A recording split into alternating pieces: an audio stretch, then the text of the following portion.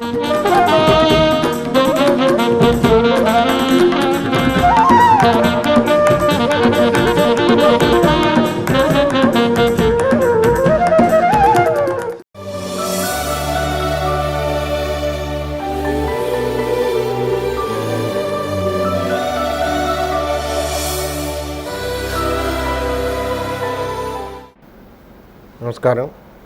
నారదీయం ఆరోగ్యం ఆనందం కార్యక్రమానికి స్వాగతం. మనం అంత అదృష్ట విశేషం ఏంటంటే రాజమహేంద్రవరంలోనే ఎందరో లబ్ధ ప్రతిష్ఠులైన వైద్య నిపుణులు, ముఖ్యంగా విశేషించి స్త్రీ వైద్య నిపుణులు ఉన్నారు. అందులో చాలా చురుకుగా ఉంటూ గైనకాలజిస్టుల సంఘంలో కూడా చాలా చురుకుగా ఉంటూ గోదావరి జిల్లాల్లో చాలా ఉత్తమ పేరు ప్రఖ్యాతులు గడించిన డాక్టర్ కె అరుణ్ కుమార్ గారు మనకు సుపరిచితులు. ఇంతకుముందు కూడా మనకి ఎన్నో విషయాల్లో చైతన్య అవగాహన, ఆరోగ్య అవగాహన కోసం వారు ఈ స్టూడియోకి రావడం జరిగింది. ఇప్పుడు ఈ ఆరోగ్యం ఆనందం అనే శీర్షికకు వారిని ఆహ్వానించున్నాం. వారికి ముందుగా స్వాగతం పలుకుతూ నమస్కారం డాక్టర్ గారు. ఇప్పుడు ప్రధానంగా మన్ని ముఖ్యంగా యువతని ఇంకా స్పష్టంగా చెప్పాలంటే యువతులను వేధిస్తున్న సమస్య పీసీఓడి ఆర్ పీసీఓఎస్. దీని మీద దాని బారిన పడకుండా ఉండాలి అంటే ఏం చేయాలి యువత? ఎందుకు దీని గురించి ప్రస్తావించుకోవాల్సి వస్తుందంటే ఇది ఒకప్పుడు 2% ఉండేది, ఇప్పుడు 10% ఎదిగి కూర్చుంది. అదే నగరాల్లో, బొంబాయి లాంటి నగరాల్లో అయితే 26% వరకు కూడా కనిపిస్తుంది. మన ఉభయ గోదావరి జిల్లాల్లో ఎంత శాతం ఉందో అన్నది మనకి స్పష్టమైన లెక్కలు లేకపోయినా మేడం గారు లాంటి వాళ్ళ దగ్గర వాళ్ళకు వస్తున్న పేషెంట్లను బట్టి ఒక ఐడియా ఉంటుంది. అవన్నీ విషయాలు తెలుసుకుందాం. మొత్తం మీద దీన్ని యువతులు దీన్ని శ్రద్ధగా గమనించి దీని బారిన పడకుండా వారి జీవనయానాన్ని కొనసాగించాలంటే ఏమేం జాగ్రత్తలు తీసుకోవాలి, అసలు ఈ సమస్య ఏమిటి, ఈ సమస్యని ఆధునిక లైఫ్ స్టైల్ తోటి ముడిపెట్టి వస్తున్న సమస్యగా దీన్ని కూడా భావిస్తే దాని నుంచి దూరంగా వెళ్ళడానికి ఏం చేయాలి, అది రాకుండా ఉండడానికి ఏం చూసుకోవాలి, ఇలాంటి విషయాలు డాక్టర్ గారు తెలుసుకోవడం కోసం ఆహ్వానించున్నాం. నమస్తే డాక్టర్ గారు. ఇప్పుడు ప్రధానంగా అసలు పీసీఓడి, పీసీఓఎస్ రెండు ఒకటేనా, రెండు వేరువేరా? పీసీఓడి అంటే పాలిసిస్టిక్ ఒవేరియన్ డిసీజ్, పీసీఓఎస్ అంటే పాలిసిస్టిక్ ఒవేరియన్ సిండ్రోమ్. ఇంచుమించు రెండు ఒక సినానిమస్ టర్మ్స్ అనే చెప్పొచ్చు. ఇనిషియల్గా పీసీఓడి అంటే mild disease limited to ovary, PCOS అంటే ఇంకొంచెం full blown disease which involves complete entire system అని చెప్పి కొంచెం డిఫరెన్షియేట్ చేసేవారు. But nowadays they are using రెండు కూడా మనం సినానిమస్గానే వాడుతున్నాం అనమాట. అంటే PCOD, PCOS are almost same. ఇది ప్రధానంగా ఈ రీప్రొడక్టివ్ ఏజ్లో ఉన్న యువతని మనం రక్షించుకోవాలి అంటే దీని బారిన పడకుండా ప్రధానంగా తీసుకోవాల్సిన చర్యలు ఏమిటి? సో దాన్ని రక్షించుకోవడానికి తీసుకోవాల్సిన చర్యలు చెప్పే ముందు అసలు ఆ డిసీజ్ ఏంటి, అది ఎందుకు వస్తుంది, అది ఎలా ప్రజెంట్ అవుద్ది, ఇవన్నీ ముందు మనం తెలుసుకుంటే దాన్ని నివారించడానికి ఏం చేయాలనేది మనం మాట్లాడవచ్చు. సో పీసీఓడి అంటే ఈ పాలిసిస్టిక్ ఒవేరియన్ సిండ్రోమ్ అనేది ఏంటంటే ఒక కాంప్లెక్స్ మల్టీఫ్యాక్టోరియల్ డిజార్డర్ అని చెప్పొచ్చు. అంటే దీంట్లో ఏమవుతుందంటే ముందు కొన్ని జెనెటిక్ ప్రిడిస్పోజిషన్ ఉంటుంది, దాని మీద ఎన్విరాన్మెంటల్ ఫ్యాక్టర్స్, ఎప్పుడైతే దానికి ఎన్విరాన్మెంటల్ ఫ్యాక్టర్స్ యాడ్ అయినాయో అది ఫుల్ బ్లోన్గా బయటకు వస్తుంది. సో సార్ అడిగిన దానికి హౌ టు ప్రివెంట్ అని అడిగారు కాబట్టి ముందు మనం ఎన్విరాన్మెంటల్ ఫ్యాక్టర్స్ గురించి డిస్కస్ చేసుకుందాం. ఎన్విరాన్మెంటల్ ఫ్యాక్టర్స్ ఏంటంటే ఫస్ట్ ఒబేసిటీ. ఈ కాలంలో మనం బాగా ఎక్కువగా చూస్తున్నాం ఒబేసిటీ అంటే ఊబకాయం. మన ఈ జనరేషన్లో ఇప్పుడు ఈ పిల్లల్లో ఈ అడాలసెంట్ ఏజ్ గ్రూప్లో చాలా ఎక్కువగా చూస్తున్నాం. ఎందుకంటే చేంజింగ్ లైఫ్ స్టైల్, మన లైఫ్ స్టైల్ బాగా మారిపోయింది. మేబీ ఒకటి అసలు ఫిజికల్ ఎక్సర్సైజ్ అనేది కంప్లీట్గా తగ్గిపోయింది. బయటికి వెళ్ళి గేమ్స్ ఆడుకోవడం, లేకపోతే ఇళ్లలో కొంచెం చురుగ్గా పనిచేయడం, ఇవన్నీ తగ్గిపోయి సెడెంటరీ లైఫ్ ఎక్కువ. మన లైఫ్ అంతా ఎక్కువ మన సెల్ ఫోన్స్, మన కంప్యూటర్స్, మన టీవీస్. ఇందులో మన తప్పు కూడా లేదు. మన లైఫ్ స్టైల్ నెమ్మదిగా అలా మారిపోతుంది. మనకి ఏ విషయం కావాలన్నా, మనం ఏది చేయాలన్నా ముందు ఆ ఇంటర్నెట్లోకి వెళ్ళాలి, ఆ ల్యాప్టాప్ చూడాలి, లేకపోతే సెల్ ఫోన్ చూడాలి. సో తెలియకుండా మనం సెడెంటరీ లైఫ్కి వెళ్ళిపోతున్నాం. ఈ సెడెంటరీ లైఫ్తో ఏమవుతుందంటే ఛాన్సెస్ ఆఫ్ ఊబకాయం బాగా పెరిగిపోతుంది. రెండోది మన డైటరీ హ్యాబిట్స్ కూడా.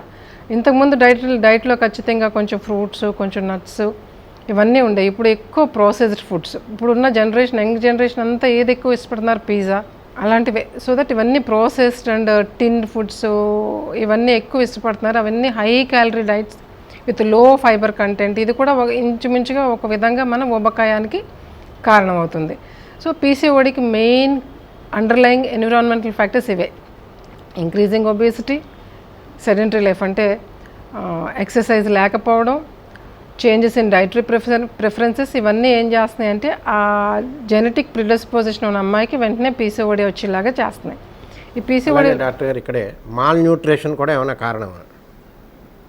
ఇప్పుడు మీరు ఇవన్నీ ఊబకాయం అన్నీ ఎక్కువ తినేసేవాళ్ళకి, పిజ్జాలు బర్గర్లు ఇవన్నీ తినేసేవాళ్ళకి మాల్ న్యూట్రిషన్ అంటే ఈ ప్యూబర్టీ వయసులో, ఆ పునరుత్పత్తి వయసుకి ప్రవేశిస్తున్న దశలో వాళ్ళకి సరైన ఆహారం, ప్రోటీన్ ఫుడ్ లేకపోవడం వల్ల, ఇలాంటి వాటి వల్ల కూడా ఏమైనా పౌష్టికాహారం తినకపోవడం వల్ల కూడా ఇది వచ్చే అవకాశాలు ఉన్నాయా? పౌష్టికాహారం తినకపోవడం వల్ల ఇప్పుడు కూడా హార్మోన్ ఇంబ్యాలెన్స్ వస్తుంది. ఈ మాల్ న్యూట్రిషన్ వల్ల హార్మోన్ ఇంబ్యాలెన్స్ వస్తుంది. యూజువల్గా మన శరీరంలో రీప్రొడక్టివ్ ఆర్గాన్స్ అంటే మన జననేంద్రియ వ్యవస్థని కంట్రోల్ చేసేది మన బ్రెయిన్లో ఉంటుంది. దాన్ని మనం హైపోథాలమో పిట్యూటరీ యాక్సిస్ అంటాం. ఈ మాల్ న్యూట్రిషన్ కానీ, ఎక్కువ స్ట్రెస్ కానీ, ఎక్కువ స్ట్రెన్యూస్ ఎక్సర్సైజ్ కానీ ఇవన్నీ ఏం చేస్తాయంటే మన బ్రెయిన్లో ఆ హైపోథాలమో పిట్యూటరీ యూనిట్ని ఎఫెక్ట్ చేస్తాయి. ఎప్పుడైతే ఆ యూనిట్ ఎఫెక్ట్ అయిందో ఇండైరెక్ట్గా మన జననేంద్రియ వ్యవస్థ మీద ఎఫెక్ట్ పడి పీరియడ్స్ అన్నీ ఇరెగ్యులర్ అవుతాయి. సో ఈ మాల్ న్యూట్రిషన్ ఆ వేలో వచ్చి అమ్మాయికి కొంచెం ఇరెగ్యులర్ పీరియడ్స్ ఇవన్నీ కాజ్ చేస్తాయి, కానీ పీసీఓడి కాదు. మాల్ న్యూట్రిషన్ డైరెక్ట్గా పీసీఓడి కాజ్ చేయదు. ఇది గుర్తించడం ఎలా? ఒక అమ్మాయి చిన్న వయసులో, యుక్త వయసులో 20 ఏళ్ల లోపు అమ్మాయి దీన్ని గుర్తించడం ఎలాగా? పీసీఓడి అంటే ఏంటంటే ఆల్రెడీ మనం అనుకున్నట్టు హార్మోన్, ఈ మన లైఫ్ స్టైల్లో వచ్చిన చేంజెస్తో ఏమవుతుందంటే కొంత హార్మోనల్ ఇంబ్యాలెన్స్ వస్తుంది. ఈ హార్మోనల్ ఇంబ్యాలెన్స్ వచ్చినప్పుడు ఏమైందంటే మన జననేంద్రియ వ్యవస్థ మన బ్రెయిన్ కంట్రోల్ యూనిట్ నుంచి వచ్చే స్టిమ్యులేషన్స్కి సరిగా రెస్పాండ్ అవ్వదు. ఎప్పుడైతే సరిగా రెస్పాండ్ అవ్వదో ఓవరీ మార్ఫాలజీ మారిపోద్ది, ఓవులేషన్ సరిగా జరగదు, హార్మోన్స్ అక్కడి నుంచి వచ్చే హార్మోన్స్ అన్ని ఇర్రెగ్యులర్ అయిపోతాయి. అప్పుడు ఏమవుతుందంటే ఓవరీ నుంచి జనరల్గా మనకి ఫెమినైన్ హార్మోన్స్ బాగా రావాలి. ఎప్పుడైతే దాని యాక్షన్ సరిగా లేదో, అది ఎప్పుడైతే సరిగా రెస్పాండ్ అవ్వట్లేదో ovary, male hormones like androgen ఉత్పత్తి ఎక్కువగా పెరిగిపోద్ది. జనరల్గా మన బాడీలో అంటే అమ్మాయిల బాడీలో ovary small amounts of androgen, ఎక్కువ అమౌంట్స్ ఆఫ్ ఈస్ట్రోజన్ అంటే ఫీమేల్ హార్మోన్ వస్తుంది. ఈ ఇర్రెగ్యులారిటీలో ఏమవుతుందంటే మేల్ హార్మోన్ ప్రొడక్షన్ ఎక్కువైపోయి దాని సిమ్టమ్స్ మనకి బయటపడతాయి. ఎలాగా? Excessive hair growth, male pattern hair growth వస్తుంది. అంటే అప్పర్ లిప్ మీద, చిన్ మీద, బ్రెస్ట్ మీద, అబ్డామిన్ మీద, అంటే అన్నెసెసరీ అన్వాంటెడ్ హెయిర్ గ్రోత్ ఎక్కువ అవడం మొదలుపెడుతుంది. అవాంఛిత రోమాలు ఎక్కువగా పెరుగుతాయి. రెండోది ఏంటంటే, ఇది ఒకటి తెలుసుకోవడానికి పైకి కనిపించే కారణాలు. ఈ అవాంఛిత రోమాలు ఎక్కువగా రావడం ఒకటి. రెండు, మనకి ఊబకాయం పెరిగి కొలది ఈ హార్మోన్ ఇంబ్యాలెన్స్ పెరిగే కొలది ఏమవుతుందంటే మన శరీరంలో ఇన్సులిన్ అనే ఒక హార్మోన్ ఉంటుంది. ఇది మన శరీరంలో కార్బోహైడ్రేట్ని రెగ్యులేట్ చేస్తా, మన శరీర ఫంక్షన్స్ని రెగ్యులేట్ చేస్తూ ఉంటుంది. ఎప్పుడైతే మనకి ఊబకాయం వచ్చి హార్మోన్ ఇంబ్యాలెన్స్ వచ్చిందో ఆ ఇన్సులిన్ రెసిస్టెన్స్ అనే కండిషన్ మొదలవుద్ది. అంటే ఏమవుతుందంటే మన బాడీ మనం తినే గ్లూకోజ్ అనేది సరిగా మెటబలైజ్ చేయదు అనమాట. ఇంకా ఎక్కువ ఇన్సులిన్ అడుగుతుంటుంది. ఇన్సులిన్ అనేది అనబాలిక్ హార్మోన్. ఎప్పుడైతే అది పెరిగిందో మనం ఇండైరెక్ట్గా మన ఒబేసిటీ పెరుగుతుంది. మన స్కిన్ మీద, మన నెక్ మీద డార్క్ థిక్ స్కిన్ రావడం మొదలవుద్ది. అంటే ఈ పీసీఓడి ఉన్న అమ్మాయిలు ఎలా ఉంటారంటే, ఒకటి లావుగా ఉంటారు, రెండు ఈ అవాంఛిత రోమాలు ఎక్కువగా ఉంటాయి, మూడు వాళ్ళ నెక్ చాలా నల్లగా థిక్గా అయిపోద్ది. అది చాలా స్పెసిఫిక్ ఫీచర్ ఆఫ్ పీసీఓడి. ఇంకా నాలుగోది చాలా కామన్గా మనకు ప్రజెంట్ అయ్యేది ఇర్రెగ్యులర్ పీరియడ్స్. ఎప్పుడైతే ఈ యాక్సెస్ సరిగా పనిచేయట్లేదో పీరియడ్స్ ఇర్రెగ్యులర్ అయిపోతాయి.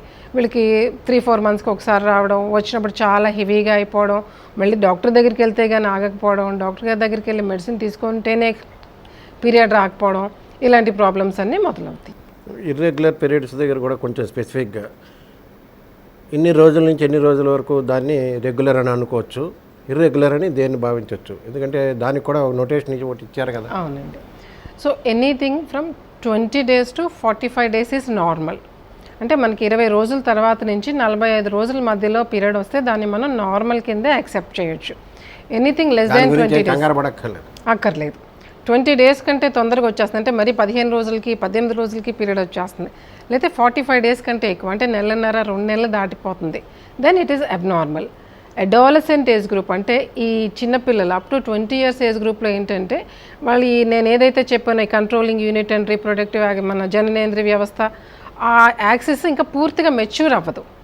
సో అది ఇంకా ఏ డెవలప్మెంట్ స్టేజ్లో ఉంటుంది. అప్పుడు మనం ఇంకొంచెం ఎక్కువ ఇరెగ్యులారిటీని కూడా యాక్సెప్ట్ చేయొచ్చు. అంటే అప్ టు 3 మంత్స్ 90 డేస్ వరకు కూడా మనం నార్మల్గానే తీసుకుంటాం.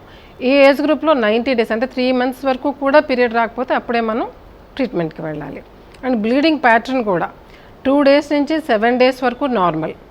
అంటే ఎవరైనా అమ్మాయికి మరి ఒక్కరోజు కనపడి ఆగిపోతుంది, జస్ట్ 2 రోజులు జస్ట్ స్పాట్ అయ్యి ఆగిపోతుంది, abnormal.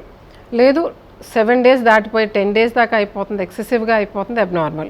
So 2 to 7 days normal flow acceptable. So దీన్ని నార్మల్గా గుర్తించడం అనేది, సో ఇప్పుడు ఏంటంటే ప్రతి నెల అంటే 30 రోజులకు ఒకసారి ఖచ్చితంగా అవ్వకపోతే నేను కాదేమో అనే భయంలో కూడా అవసరం లేదండి. మీరు చాలా స్పష్టంగా చెప్పారు. దట్టు ఏ గర్ల్స్ దగ్గర వరకు వచ్చినప్పుడు మీరు చాలా స్పష్టంగా చెప్పారు. ఇది వాళ్ళకి తెలియడం వల్ల కూడా చాలా మేలు జరుగుతుంది. లేకపోతే ఇప్పుడు సపోజ్ ఇవాళ 28వ తారీఖు అనుకోండి, 28వ తారీఖున రాకపోతే కూడా లేట్ అయిపోతుందేమో అని భయపడుతున్నారు. అది లేకుండా మీరు చాలా స్పష్టంగా ఇలాంటి అవేర్నెస్ కోసమే ఇలాంటి కార్యక్రమాలు నిర్వహించేది డాక్టర్ గారు చాలా స్పష్టంగా చెప్పారు. ఇక అసలు దీనిని బారిన పడుతున్న దాని వరకు వస్తే విషయం మన దేశంలో పరిస్థితి ఎలా ఉంది? సో ఈ పాలిసిస్టిక్ ఒవేరియన్ డిసీజ్ అనేది చాలా రైజింగ్ ట్రెండ్లో ఉందని చెప్పాలండి. మేము చదువుకునేటప్పుడు అంటే 20 ఇయర్స్ బ్యాక్ 1 in 20 గర్ల్స్లో పీసీఓడి చూసేవాళ్ళం. ఇప్పుడు నేను ప్రాక్టీస్ చేయడం మొదలుపెట్టి almost after 25 years every 1 in 3-4 girls PCOD అంటుంది. అంటే 25 కూడా ఒక పీసీఓడి కనిపిస్తుంది. అంటే ముందే సార్ చెప్పినట్టు 25 to 30%కి పెరిగిపోయింది. 2 to 5% ఉండేది. ఇదంతా అగైన్ ముందే మనం అనుకున్నట్టు changes in our life style patterns. ఏమైనా జెనెటిక్ కారణాలు కూడా దీనికి ఏమైనా యాడ్ అవుతున్నాయండి? ముందే అనుకున్నాం కదండి. ముందు ఇది మల్టీఫ్యాక్టోరియల్ డిసీజ్. దీంట్లో చాలా జీన్స్ ఇన్వాల్వ్ అయినాయి. ఒక్క జీను ఈ జీన్ తేడా వస్తే ఇది వస్తుందని లేదు. There so many genes involved. ఆ జీన్స్ డార్మెంట్గా ఉంటాయి. అవి వచ్చినప్పుడు దానికి ఎన్విరాన్మెంటల్ ఇన్ఫ్లుయెన్సెస్ తోడైతే వాళ్ళకి డిసీజ్ వస్తుంది. ఈ పీసీఓడి మామూలుగా వైద్య పరిభాషలో ఎన్ని రకాలు ఇది? దీన్ని ఎన్ని రకాలుగా వైద్య పరిభాషలో పీసీఓడిలో ఎన్ని రకాలు ఉంటాయండి? ఇప్పుడు డయాబెటీస్ ఉంటే టైప్ 1 టైప్ 2 అలాగా పీసీఓడిలో కూడా ఎన్ని రకాలు ఏమైనా?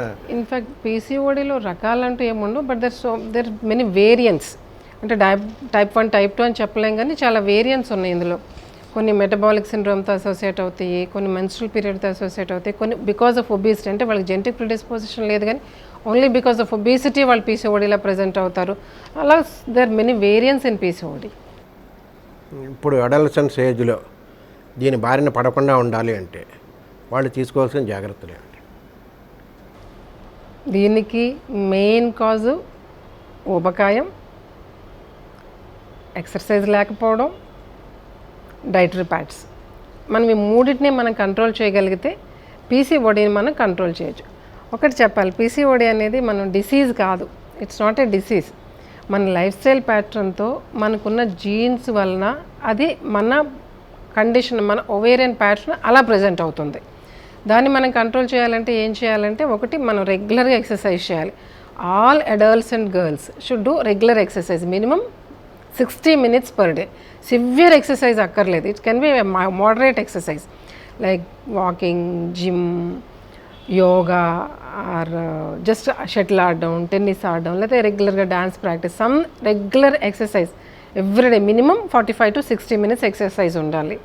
2, డైట్ ఎప్పుడు కూడా healthy dietary pattern, balanced diet ఉండాలి. బ్యాలెన్స్డ్ డైట్ ఏంటంటే మనం తినే ఫుడ్లో ప్రతిరోజు కూడా అన్నీ ఇంక్లూడ్ అవ్వాలి. అన్నీ అంటే ఏమిటంటే, ఒకటి ఫ్రూట్స్, ఖచ్చితంగా మనం తినే దాంట్లో 1/5 of it should contain fruits. చెప్పండి ఏం పర్వాలేదు. ఇప్పుడు పిల్లలందరూ ఇంగ్లీష్ మీడియం అర్థం కాదు. ఫ్రూట్స్ అది కూడా హోల్ ఫ్రూట్ కింద తినాలి. మళ్ళీ ఆ ఫ్రూట్స్ని తెచ్చుకుని జ్యూస్ తీసుకుని ఇంత షుగర్ యాడ్ చేసుకుని జ్యూస్ తాగడం ఇట్స్ నాట్ గుడ్. ఖచ్చితంగా హోల్ ఫ్రూట్స్ ఉండాలి. ఇంకో 1/5 వెజిటేబుల్స్ ఉండాలి, కాయగూరలు. ఈ కాయగూరలు కూడా అన్ని రకాల కాయగూరలు ఉండాలి. ఇవాళ ఒక కాయగూర తిన్నామంటే రేపు ఇంకొకటి, ఎల్లుండి ఇంకొకటి, అలా మన డైట్లో అన్ని రకాల కాయగూరలు ఇన్వాల్వ్ అవ్వాలి. అలాగే ఈ ఫ్రూట్స్ కూడా సీజనల్ ఫ్రూట్స్ని ఖచ్చితంగా ఇంక్లూడ్ చేసుకోవాలి. ఆ తర్వాత గ్రెయిన్స్ ఉండాలి. గ్రెయిన్స్ అంటే ఈ బియ్యం, వీట్, గోధుమలు, మిల్లెట్స్, సిరిధాన్యాలు ఇవన్నీ. అది ఒక 1/3 ఆఫ్ మన డైట్ ప్రతిరోజు ఏమంటారు ఈ ధాన్యాలు ఉండాలి. ఇంకొక 1/4 ప్రోటీన్ ఉండాలి. ప్రోటీన్ కూడా మన గ్రోయింగ్ ఏజ్ గ్రూప్లో చాలా ఇంపార్టెంట్. ప్రోటీన్ అంటే నట్స్ అంటే అదే డ్రై ఫ్రూట్స్, వేరుశనగుళ్ళు, పల్సెస్ అంటే మన పప్పు ధాన్యాలు, డ్రై ఫ్రూట్స్, ఆ తర్వాత మన ఎగ్స్, పౌల్ట్రీ అంటే మన చికెను, ఫిష్, మీట్, ఇవన్నీ. వెజిటేరియన్స్ అయినా కానీ non veg, paneer, vegetarians, non vegetarians ఎవరైనా కానీ మన డైట్లో ఎవ్రీడే అట్లీస్ట్ 1/4 ప్రోటీన్ ఉండాలి. అలాగే డైరీ ప్రొడక్ట్స్ చాలా ఇంపార్టెంట్. ఆ మిల్క్ అనేది హోల్ ఫుడ్ కాబట్టి at least 1/5 of our diet should contain dairy products, either milk, మజ్జిగ, పెరుగు, ఎనీథింగ్. ఇదంతా మనం ఒకరోజు ఈ ప్లాన్ చేసుకునే డైట్ని మళ్ళీ డివైడ్ చేసుకోవాలి. Breakfast, mid day snack, lunch, mid evening snack, dinner, అలాగే మళ్ళీ మనం 4-5 మీల్స్ కింద డివైడ్ చేసుకుని తినాలి. ఆ హోల్ డేలో ఇవన్నీ ఇంక్లూడ్ అవ్వాలి. అది మన డైటరీ ప్లాన్. సో ఇలా ఈ డైటరీ ప్లాన్ ఉండాలి. మనం బాగా లావుగా ఉన్నాం అనుకంటే, ఊబకాయం ఎక్కువ ఉంటే మన క్యాలరీ ఇంటేక్ తగ్గించుకోవాలి. నార్మల్గా యాక్టివ్గా ఉండే అమ్మాయికి లేకపోతే ఒక ఉమెన్కి ఒక 2000 నుంచి 2500 కిలో క్యాలరీస్ అవసరం అవుతాయి. అదే మన వెయిట్ రెడ్యూస్ చేయాలన్నప్పుడు ఏం చేయాలంటే మన క్యాలరీ ఇన్పుట్ని తగ్గించేయాలి. ఆ క్యాలరీ ఇన్పుట్ అరౌండ్ 1000 to 1500 సరిపోతుంది. అంటే 1000 నుంచి 1500 కిలో క్యాలరీ సరిపోతుంది. ఇంకా డ్రాస్టిక్గా మరీ ఓవర్ ఒబీస్ ఉన్నారు అనుకున్నప్పుడు ఏం చేయాలంటే 800 to 1000 సరిపోతుంది. ఈ క్యాలరీ లెక్క ఎలా పెట్టుకుంటామంటే మనం ఆ రోజు తినే దాంట్లో యూజువల్గా వెజిటబుల్స్లో ఎక్కువ క్యాలరీస్ ఉండవు, హోల్ గ్రెయిన్స్లో క్యాలరీస్ ఎక్కువ ఉండవు. అదే రిఫైన్డ్ అంటే హోల్ గ్రెయిన్స్ అంటే దంపుడు బియ్యం కొద్దిగా తింటాం, క్యాలరీ ఇన్పుట్ తక్కువ ఉంటుంది. అదే బాగా రిఫైన్ చేసేసిన తెల్ల బియ్యం తిన్నాం అనుకోమ్మా, అందులో మనకి నెంబర్ ఆఫ్ ఇంగ్రీడియంట్స్ తగ్గిపోతే తినే అన్నం పెరిగిపోతుంది, క్యాలరీ ఇన్పుట్ పెరిగిపోతుంది. అలాగే మనం తినే మన ఫుడ్లో మన క్యాలరీ క్యాలిక్యులేట్ చేసుకుని మన క్యాలరీ ఇంటేక్ తక్కువ ఉండాలి అండ్ మన డైట్ అన్ని రకాల ఇంగ్రీడియంట్స్ని కలిగి ఉండాలి. అది బ్యాలెన్స్డ్ డైట్ అవుతుంది. సో ప్రతి అమ్మాయి కూడా అలాంటి బ్యాలెన్స్డ్ డైట్ చూసుకోవాలి. జంక్ ఫుడ్స్, ప్రాసెస్డ్ ఫుడ్స్, టిన్ ఫుడ్స్, ఎక్కువ sugary juices, cool drinks, ice creams, chocolates, ఇవన్నీ కూడా హై క్యాలరీ ఫుడ్. ఈ హై క్యాలరీ ఫుడ్ తినేటప్పుడు తొందరగా మనకి ఊబకాయం వస్తుంది అండ్ అందులో అడిషనల్ బెనిఫిట్స్ ఏమి ఉండవు డైట్కి. సో అలాంటివన్నీ తగ్గించుకుని హెల్దీ డైట్ వైపు షిఫ్ట్ అయితే కనుక మనకి ఈ పీసీఓడి ప్రాబ్లం తొందరగా తగ్గుతుంది. ఇప్పుడు పీసీఓడి ప్రాబ్లంకి వెళ్లకుండా ఉండడం కోసం నివారణకు అన్నీ చెప్పారు. ఒకవేళ ఆల్రెడీ పీసీఓడిలోకి వచ్చేసారు అని అనుకుందాం, వాళ్ళు తీసుకోవాల్సిన ఫుడ్స్ ఏంటి? దానికి ఎక్కువ ఏదో బనానాను, పైనాపిల్ చాలా బాగా పీసీఓడి మీద బాగా పనిచేస్తుందని కొన్ని పరిశోధనలు చెప్తున్నారు. ఇవన్నీ నిజమా? ఈ పీసీఓడికి కరెక్ట్గా చెప్పే డైట్ అంటే సైంటిఫిక్ రీసెర్చ్లో తెలిసిన డైట్ ఏంటంటే, ఒకటి లో క్యాలరీ డైట్, రెండు లో కార్బోహైడ్రేట్, హై ప్రోటీన్. కార్బోహైడ్రేట్స్ తక్కువ తినాలి, ప్రోటీన్స్ ఎక్కువ తినాలి. ఎందుకంటే మనం ముందాక అనుకున్నాం కదా, ఈ పీసీఓడి పెథాలజీలు అంటే ఈ పీసీఓడి మన బాడీలో తయారయ్యేటప్పుడు ఏమవుతుందంటే ఇన్సులిన్ రెసిస్టెన్స్, అంటే మన బాడీలో కార్బోహైడ్రేట్స్ని డైజెస్ట్ చేసే ఇన్సులిన్ అనే హార్మోన్ లెవెల్స్, ఇన్సులిన్ అనే దాని యాక్షన్ తగ్గుతుంది, రెసిస్టెన్స్ వచ్చేస్తుంది. సో ఈ గ్రూప్ ఆఫ్ అమ్మాయిలకి, పీసీఓడి వచ్చిన అమ్మాయిలకి యూజువల్గా మేము అడ్వైస్ చేసేది ఏంటంటే కార్బోహైడ్రేట్స్ని తగ్గించండి. కార్బోహైడ్రేట్స్ అంటే స్వీట్స్, షుగర్స్, రైస్, ఇవన్నీ తగ్గించండి. హై ప్రోటీన్ డైట్స్ తీసుకోండి. Nuts, pulses, legumes, beans, poultry, eggs, ఇలాంటివి కొంచెం ఎక్కువ చేయండి. అది కరెక్ట్ డైటరీ అడ్వైస్. ఇంక ఈ బనానా, పైనాపిల్, ఇలా స్పెసిఫిక్ ఒక ఫ్రూట్ మంచిది ఒకటి కాదు అనేదైతే సైంటిఫిక్గా ప్రూవ్ అవ్వలేదు. ఇది ఇక్కడ వరకు ఇదమ్మా. నెక్స్ట్ విషయం ఏంటంటే, అసలు పీసీఓడిలోకి వెళ్ళింది అమ్మాయి, చిన్న 20 years, 20 లేకపోతే 25 ఉంది, ఐటీఓ ఇంకోటి ఉద్యోగం చేసుకుంటుంది, ఏదో చేస్తుంది మొత్తం మీద. అంటే మ్యారేజ్ టైంకి వచ్చింది. పీసీఓడి అమ్మాయి పెళ్లి చేసుకోవచ్చా అన్నది పెద్ద సమస్య ఇప్పుడు. సో పీసీఓడి అనేది జబ్బు కాదు. ఈ కాలంలో చాలామందికి చెప్పాను కదా, 1 in every 3 to 4 అమ్మాయిలు, 1 in 5 నుంచి ఇప్పుడు 1 in 3 to 4కి వెళ్ళిపోయింది. ప్రతి 4-5 ఒక అమ్మాయికి పీసీఓడి ఉంటుంది. సో అంత కామన్ అయిపోయింది అండ్ జబ్బు కాదు. మన లైఫ్ స్టైల్ మార్చుకుని కొంచెం జాగ్రత్తగా మనం ఒకవేళ సివియర్గా ఉంటే మెడిసిన్ తీసుకుంటే దాన్ని మనం కంట్రోల్లో ఉంచుకోవచ్చు. సో పీసీఓడి ఉంటే పెళ్లి చేసుకోవాలనేది ఓన్లీ మిత్, అంటే మూఢనమ్మకం అని చెప్పలేము. పీసీఓడి అమ్మాయిలు మిగతా అందరు అమ్మాయిలాగే దే ఆర్ ఫర్టైల్ ఫీమేల్స్, చక్కగా వాళ్ళకి పిల్లలు పుడతారు, అందులో ఏమీ భయం లేదు. కాకపోతే ఫస్ట్ నుంచి దాన్ని కంట్రోల్లో పెట్టుకోకుండా అది సివియర్ అయితే కొంచెం ఎక్కువ ట్రీట్మెంట్ తీసుకోవాల్సి వస్తుంది. పీసీఓడి అనేది ఓన్లీ పీరియడ్ ఇర్రెగ్యులారిటీయే కాదు, తర్వాత బాడీలో చాలా మెటబాలిక్ ప్రాబ్లమ్స్ కూడా కాజ్ చేస్తుంది. అందుకని ముందు నుంచి దాన్ని కంట్రోల్లో ఉంచుకోవాలి. జాగ్రత్తగా ఉంటే పీసీఓడి వాళ్ళు కూడా నార్మల్గా పిల్లల్ని కనగలుగుతారా? అస్సలు డౌట్ లేదండి, ఖచ్చితంగా పీసీఓడి అది హార్మోన్ ఇంబ్యాలెన్స్ వచ్చి అండం సరిగా తయారవ్వక, సరిగా రిలీజ్ అవ్వక మనకి గర్భిణీ రావడాన్ని కొంచెం డిలే చేయొచ్చు. కానీ దాన్ని మనం కంట్రోల్ చేసుకుని మన లైఫ్ స్టైల్ ప్యాటర్న్తో కొంచెం డాక్టర్ అడ్వైస్తో దాన్ని మనం కంట్రోల్ చేసుకుంటే అందరిలాగే వీళ్ళకి పిల్లలు పుడతారు, అందులో ఏమీ అనుమానం లేదు. జనరల్గా పీసీఓడీల్లో ఈ ఓవల్యూషన్ అనేది సరిగ్గా జరగదు, జరుగుతుందో జరగదో కూడా తెలియదు. అన్వాంటెడ్ ఇది కన్సీవింగ్ కూడా రావచ్చు, వాంటెడ్ కన్సీవింగ్ రాకపోవచ్చేమో కానీ అన్వాంటెడ్ కన్సీవింగ్ కూడా రావచ్చు. వీటిని నివారించడం కోసం మనం ఏం చేయాలి, మనం చెప్పి జాగ్రత్తలు ఏమిటి వాళ్ళకి? పీసీఓడి ఉన్న వాళ్ళు మ్యారేజ్ చేసుకుంటే మనం వాళ్ళు తీసుకోవాల్సిన జాగ్రత్తలు. మ్యారేజ్ చేసుకున్నాక జాగ్రత్తలు పీసీఓడికి లైక్ ఎనీ అదర్ ఫీమేల్, అంటే రీప్రొడక్షన్ గురించి అదే అందరి అమ్మాయిలాగే. ఇప్పుడు ఒకటి పీసీఓడికి స్పెసిఫిక్గా మనం ఆల్రెడీ అనుకున్నట్టు దాన్ని ఎప్పుడు కంట్రోల్లో ఉంచుకోవాలి. కంట్రోల్లో ఉంచుకోవాలంటే ఊబకాయం రాకుండా చూసుకోవాలి, నార్మల్ వెయిట్ మెయింటైన్ చేయడానికి ట్రై చేయాలి, హెల్దీ వెయిట్, హెల్దీ డైట్ తీసుకోవాలి, ఎక్సర్సైజ్ చేయాలి, ఇవన్నీ బేస్. ఇంక ఏది చెప్పినా పీసీఓడి ఏ ట్రీట్మెంట్ చెప్పినా అది బేస్. ఆ బేస్ బిల్డ్ చేసుకున్న తర్వాత వాళ్ళకి రెగ్యులర్ మెన్స్ట్రల్ పీరియడ్స్ వచ్చేలాగా మిగతా అన్ని కంట్రోల్లో ఉండేలాగా ట్రీట్మెంట్ తీసుకుంటారు. స్పెషల్లీ రీప్రొడక్షన్ దగ్గరికి వచ్చేసరికి ఏంటంటే ఆల్రెడీ మనం అనుకున్నాం కదా, వీళ్ళకి చాలామందికి అండం సరిగా తయారవ్వదు, చాలాసార్లు తయారవదు, కానీ అస్సలు తయారవదు కాదు. కొంతమందికి మధ్యలో ఎగ్ రిలీజ్ అయిపోద్ది. సో ఈ పీసీఓడి పీపుల్ కూడా చక్కగా పెళ్ళైన వెంటనే 1 year లోపల మోర్ దెన్ 50% పీసీఓడి అమ్మాయిలు వితౌట్ ఎనీ హెల్ప్ వాళ్ళ బేసిక్ లైఫ్ స్టైల్ కరెక్ట్గా ఉంచుకుంటే కన్సీవ్ అయిపోతారు. మోర్ దెన్ 50%, 50% కంటే ఎక్కువ మంది పెళ్ళైన 1 సంవత్సరం లోపు చక్కగా గర్భిణీ వచ్చేస్తుంది. వాళ్ళు ప్రొవైడెడ్ వాళ్ళు పీసీఓడిని కంట్రోల్లో ఉంచుకుంటే వితౌట్ ఎనీ మెడిసిన్ హెల్ప్. అలా కాకుండా మిగతా 50% మిగిలేరు. వాళ్ళకి ఒక 1 year లోపల మీకు ప్రెగ్నెన్సీ రాకపోతే ఇమ్మీడియట్గా మీరు డాక్టర్ని అప్రోచ్ అవ్వాలి. మీ లోపల ఉన్న సిండ్రోమ్ని కొంచెం కంట్రోల్ చేసుకోవడానికి, కొంచెం రెగ్యులర్గా ఎగ్ రిలీజ్ అవ్వడానికి, తొందరగా ప్రెగ్నెన్సీ రావడానికి. ఇవన్నీ చేసుకుంటే వాళ్ళు జాగ్రత్తగా అందరిలాగే నార్మల్ బేబీని తీసుకుంటారు, హ్యాపీగా ఇబ్బంది ఏం లేకుండా. లేదు, వాళ్ళకి వచ్చే ఇబ్బందులు ఏమి ఉండవు కదండి రీప్రొడక్షన్లో. వాళ్ళకి మళ్ళీ పిల్లలకి ఒకవేళ పీసీఓడి ఉన్న వాళ్ళకి పిల్లలకి ఏమైనా వచ్చి అది కూడా ఏమైనా ట్రాన్స్మిట్ అయ్యే అవకాశాలు ఏమైనా ఉంటాయా? ఒకటి పీసీఓడి వాళ్ళకి ప్రెగ్నెన్సీ వచ్చిన తర్వాత ప్రెగ్నెన్సీలో కూడా ప్రాబ్లమ్స్ రావచ్చు.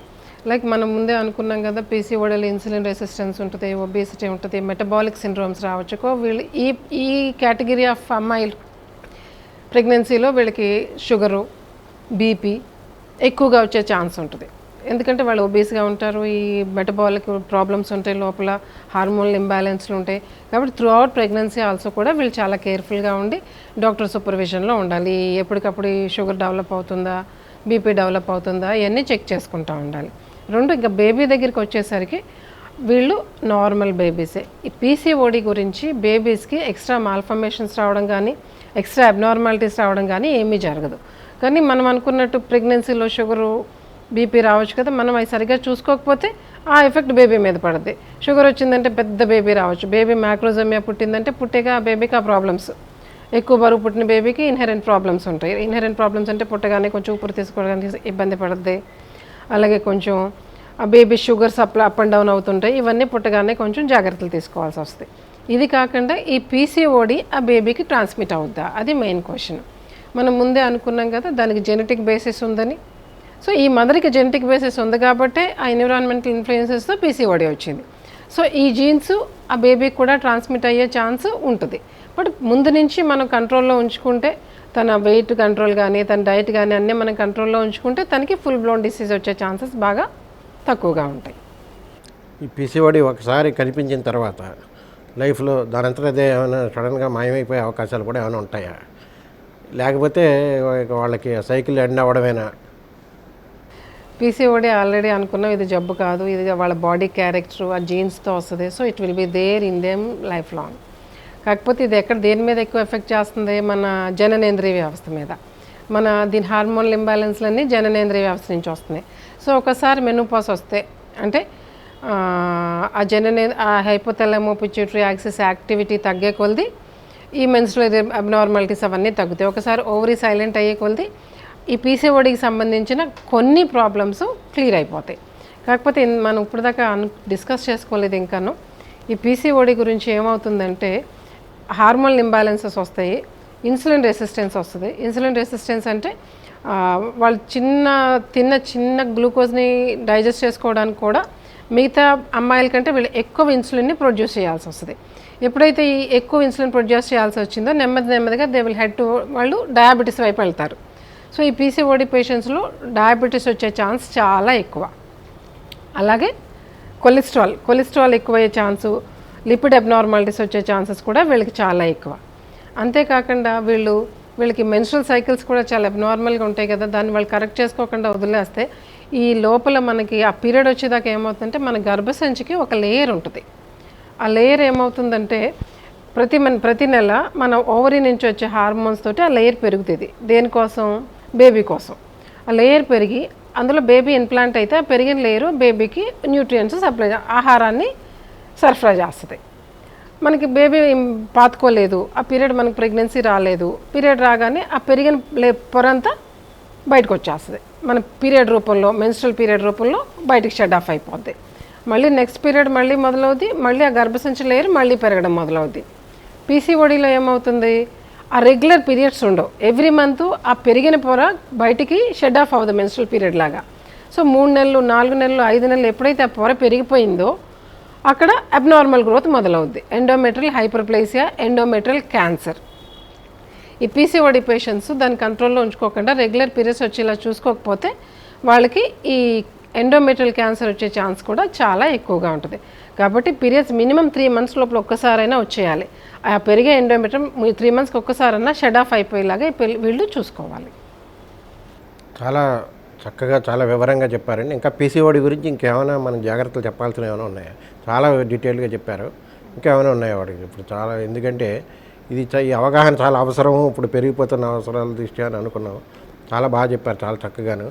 ఇంకా ఏమైనా మీరు చెప్పదలుచుకుంది ఏమైనా ఉంటాయి? ఈ డయాబెటీస్ కూడా చాలా కామన్ అని చెప్పుకున్నాం కదా. సో ఈ పీసీఓడి అడాలసెంట్ ఏజ్ గ్రూప్లో అంటే వీళ్ళు చిన్నతనంలో వీళ్ళకి పీసీఓడి ఉందని డయాగ్నోస్ అయింది. వీళ్ళు చక్కగా కంట్రోల్లో పెట్టుకున్నారు, హ్యాపీగా పిల్లలు పుట్టేశారు. కానీ అక్కడితో పీసీఓడి పని అయిపోలేదు. అమ్మాయి మనకి పిల్లలు పుట్టేశారు కదా, ఇంకా మనకి ఇంకా గొడవ లేదు అనుకోవడానికి కుదరదు. వాళ్ళు లైఫ్ లాంగ్ ఈ పీసీఓడి ఉందంటే వాళ్ళకి డయాబెటీస్ వచ్చే ఛాన్స్ ఎక్కువ. వాళ్ళకి మెటబాలిక్ సిండ్రోమ్ అంటాం. మెటబాలిక్ సిండ్రోమ్ అంటే ఈ బాడీలో ఈ షుగర్ పెరగడం, కొలెస్ట్రాల్ పెరగడం, కార్డియోవాస్కులర్ డిసీజ్ ఎక్కువగా వచ్చే ఛాన్స్ ఉంటుంది. కాబట్టి ఎప్పుడూ కూడా వీళ్ళు రెగ్యులర్ హెల్త్ చెకప్లో ఉండాలి. Every year at least once in year వాళ్ళు షుగర్ చెక్ చేసుకోవాలి, వాళ్ళు కొలెస్ట్రాల్ చెక్ చేసుకోవాలి, వాళ్ళు బీపీ చెక్ చేసుకోవాలి, హెల్త్ చెకప్లో ఉండాలి. వీళ్ళు ఇది భయపెట్టడం కాదు, వాళ్ళు కంట్రోల్లో ఉంటే హ్యాపీగా హెల్తీగా లైఫ్ లాంగ్ ఉంటారు. పట్టించుకోకుండా కంట్రోల్లో లేకపోతే వీళ్ళకి ఇవన్నీ వచ్చే ఛాన్స్ ఎక్కువగా ఉంటుంది. కాబట్టి ఎప్పుడు రెగ్యులర్ ఎక్సర్సైజు, వెయిట్ కంట్రోల్ పెట్టుకోవడం, రెగ్యులర్ హెల్త్ చెకప్స్ కంటిన్యూగా చూసుకోవాలి. ధన్యవాదాలు మేడం గారు. చాలా చక్కగా మేడం గారితో ఈరోజు పీసీఓడి గురించి అవగాహన కల్పించాలి, ఈ ఆరోగ్యం ఆనందం అనే దాని శీర్షికలో అని అనుకున్నాం. వారు మనం అనుకున్న దానికంటే కూడా చాలా ఎక్కువ వివరాలు అందించి ఇది వారు చాలా స్పష్టంగా పదే చెప్తున్నది, పీసీఓడి అనేది జబ్బుగా భావించకండి, అది ఉన్న వ్యవస్థల్లో జీవనయానంలో మహిళల యొక్క జీవనయానంలో ఉన్న వ్యవస్థల్లో అదొక భాగం.